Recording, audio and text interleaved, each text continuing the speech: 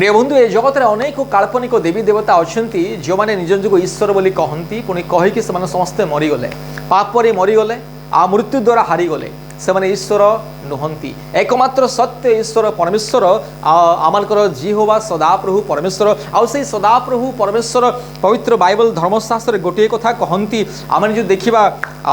जिसाय 45 पर्व तार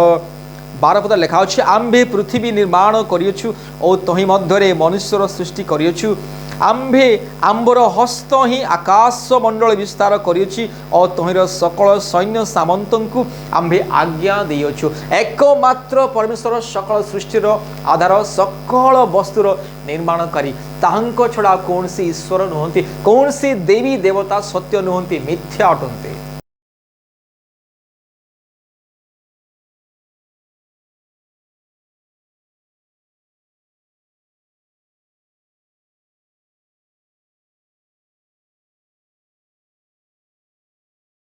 प्रिय बंधु ए सारा जगतर सृष्टिकर्ता एकमात्र परमेश्वर ईश्वर एक अटंती अद्वितीय अटंती अनेक नुहंती। ए जगत में जिते सब काल्पनिक देवी देवता अच्छा से समस्ते मिथ्या असार व्यर्थ से समस्त काल्पनिक